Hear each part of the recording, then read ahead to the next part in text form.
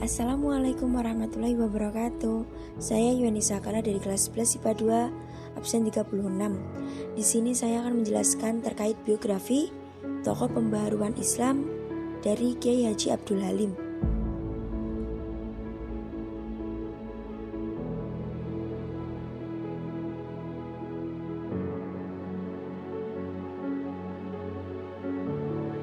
Kiai Haji Abdul Halim atau kerap dikenal Kiai Haji Abdul Halim Majalengka lahir di desa Ciblorong, Kecamatan Jatiwangi, Kabupaten Majalengka, Jawa Barat pada tanggal 26 Juni 1887 dengan nama asli yaitu Otong Syatari. Tetapi setelah melaksanakan ibadah haji, beliau berganti menjadi Abdul Halim. Beliau anak bungsu dari 8 bersaudara. Ayahnya bernama Kiai Haji Muhammad Iskandar dan ibundanya bernama Hajah Siti Mutmainah binti Imam Syafari yang masih keturunan Sunan Gunung Jati. Istri beliau bernama Siti Murbiah, sang putri dari Muhammad Ilyas, pejabat Hud, Pembulu Lanhur, Majalengka. Abdul Halim memperoleh pendidikan agama sejak kecil dari keluarga maupun masyarakat sekitarnya. Abdul Halim tergolong anak yang gemar belajar. Ketika Abdul Halim berumur 10 tahun, ia memulai pendidikan atas restu ibundanya di usia yang masih sangat mulia untuk mendalami ilmu agama ke sejumlah pondok pesantren di wilayah Majalengka, Cirebon, Kuningan hingga Pekalongan, Jawa Tengah. Antara lain yaitu pertama Pesantren Bobos pada tahun 1901 di Kecamatan Sumber, asuhan dari Kiai Suja. Yang kedua, Pesantren Lontang Jaya, Penjalinan, Lewi Munding, Majalengka, pimpinan dari Kiai Abdullah. Yang ketiga, Pesantren Ciwedus Timbang, Kecamatan Cilimus Kuningan, Kabupaten Kuningan, asuhan dari Kiai Haji Ahmad Sobari. Dan yang terakhir, Abdul Halim berguru kepada Kiai Haji Agus Kedungwangi, Kenayangan, Pekalongan, sebelum akhirnya kembali mendalami ilmu di pesantren Ciwedus. Lalu, Abdul Halim berangkat ke Mekah pada usia ke-22 tahun untuk menunaikan ibadah haji dan mendalami ilmu agama. Beliau bermukim di Mekah selama 3 tahun. Pada kesempatan ini, beliau mengenal dan mempelajari tulisan-tulisan Sayyid Jamaluddin Al-Afghani dan Syekh Ahmad Khotib, Imam dan Khotib Masjidil Haram, dan Syekh Ahmad Hayat. Ketika berada di sana, beliau bertemu dengan tokoh Muhammadiyah dari Surabaya yang bernama Kiai Haji Mas Mansur dan tokoh Nahdlatul Ulama bernama Kiai Haji Abdul Wahan Hasbullah. Setelah 3 tahun belajar di Mekah, Kiai Haji Abdul Halim kembali ke Indonesia untuk mengajar. Pada tahun 1911, ia mendirikan lembaga-lembaga majelis ilmi di Majalengka untuk mendidik santri-santri di daerah tersebut. Setahun kemudian setelah lembaga pendidikan tersebut telah berkembang, Kiai Halim mendirikan sebuah organisasi yang bernama Hayatul Qulub, yang kemudian majelis ilmi menjadi bagian di dalamnya.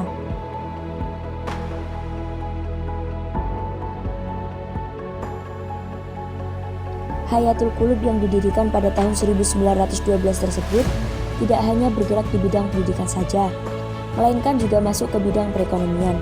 Hal ini disebabkan Kiai Halim ingin memajukan lapangan pendidikan sekaligus perdagangan. Maka anggota organisasinya bukan saja di kalangan santri, guru, dan kiai, tetapi juga para petani dan pedagang. Namun, organisasi yang bergerak di bidang dagang tersebut tentu akan mempunyai saingan dagang, khususnya dengan pedagang Cina yang pada masa itu cenderung lebih berhasil di bidang perdagangan. Karena pemerintah Hindia Belanda lebih banyak membela kepentingan perdagangan Cina yang diberi status hukum lebih kuat dibanding kelompok pribumi. Persaingan tersebut memuncak ketika pemerintah Hindia Belanda menuduh organisasi Hayatul Qulub sebagai biang kerusuhan dalam peristiwa penyerangan toko-toko milik orang Cina yang terjadi di Majalengka pada tahun 1915. Akibatnya pemerintah Hindia Belanda membubarkan Hayatul Qulub dan melarang meneruskan segala kegiatannya.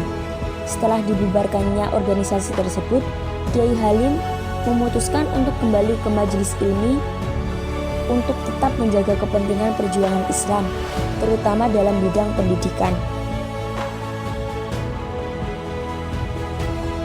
Pada tanggal 16 Mei 1916, Kiai Halim secara resmi mendirikan lembaga pendidikan baru yang ia beri nama Jam'iyah Al-I'anat Al-Muta'alimin. Lembaga pendidikan ini lebih baik dari sebelumnya karena Kiai Halim menerapkan sistem klasikal dengan lama kursus 5 tahun dan sistem koedukasi. Dan bagi yang sudah mencapai kelas tinggi akan menerima pelajaran bahasa Arab. Setahun kemudian, Hoscokro Aminoto memberikan dukungan terhadap lembaga pendidikan tersebut, yang akhirnya dikembangkan dan diubah namanya menjadi Perserikatan Ulama yang lebih dikenal dengan PUI, Perserikatan Ulama Indonesia. Perserikatan tersebut memiliki panti asuhan, percetakan, dan sebuah pertenunan. Sekalipun aktif dalam berbagai organisasi itu, Abdul Halim tetap mencurahkan perhatiannya untuk memajukan pendidikan. Hal ini diwujudkan dengan mendirikan Santri Asmoro pada tahun 1932. Dalam lembaga pendidikan ini, para murid tidak hanya dibekali dengan pengetahuan agama dan pengetahuan umum, tetapi juga dengan keterampilan sesuai dengan bakat anak didik, antara lain pertanian, pertukangan, dan kerajinan tangan. Pada masa awal pendudukan Jepang, beberapa partai dan organisasi politik dibekukan. Organisasi keagamaan yang dibolehkan berdiri hanya Muhammadiyah dan Nahdlatul Ulama. PO pun dibekukan, namun Abdul Halim tetap berusaha agar organisasi itu dihidupkan kembali.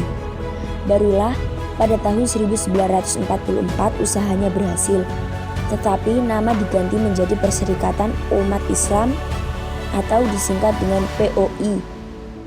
Kelak pada tahun 1952, POI mengadakan fusi dengan Persatuan Umat Islam Indonesia atau disingkat PUII yang didirikan oleh Kiai Haji Ahmad Sanusi menjadi Persatuan Umat Islam atau yang disingkat dengan PUI, dan Abdul Halim diangkat sebagai ketua pertamanya. Perserikatan Umat Islam atau yang disingkat dengan PUI memiliki tujuan pokok antara lain yang pertama, memajukan dan menyiarkan pengetahuan dan pengajaran agama Islam. Yang kedua, memajukan perihal penghidupan yang didasarkan atas hukum Islam. Dan yang terakhir, memelihara tali percintaan dan persaudaraan yang kuat dan membangun hati supaya suka tolong-menolong antar satu dengan lainnya. Pada masa pendudukan Jepang pula, Abdul Halim diangkat menjadi anggota Chuo Sangiin atau semacam Dewan Perwakilan. Pada bulan Mei 1945, ia diangkat menjadi anggota Badan Penyelidik Usaha Persiapan Kemerdekaan Indonesia atau yang disingkat dengan BPUPKI, yang bertugas menyiapkan segala sesuatu yang berhubungan dengan pembentukan negara. Dalam BPUPKI ini, Abdul Halim duduk sebagai anggota Panitia Pembelaan Negara. Pada tahun 1928, ia diangkat menjadi pengurus Majelis Ulama yang didirikan Syarikat Islam bersama-sama dengan Kiai Haji Muhammad Anwaruddin dari Rembang dan Kiai Haji Abdullah Siraj dari Yogyakarta. Ia juga menjadi anggota pengurus MIAI atau Majelis Islam A'la Indonesia yang didirikan pada tahun 1937 di Surabaya. Pada periode tahun 1950-an, Abdul Halim juga pernah menjadi anggota Dewan Perwakilan Rakyat di daerah Jawa Barat dan kemudian menjadi anggota konstituante. Dan pada akhirnya, Kiai Haji Abdul Halim menghadap ilahi pada tanggal 7 Mei 1962 dan dikebumikan di Magelang dalam usia ke-74 tahun. Meninggalkan harta bendanya yang diwakafkan untuk madrasah dan institusi pendidikan. Bahkan, rumah pribadinya diberikan untuk PUI. Atas jasa-jasanya, pemerintahan Republik Indonesia Presiden Susilo Bambang Yudhoyono memberikan gelar pahlawan nasional kepada Kiai Haji Abdul Halim berdasarkan keputusan Presiden Republik Indonesia nomor 041 TK tahun 2008 pada tanggal 6 November 2008. Sekian dari saya mengenai salah satu biografi tokoh pembaharuan Islam, yaitu Kiai Haji Abdul Halim. Kurang lebihnya mohon maaf. Wassalamualaikum warahmatullahi wabarakatuh.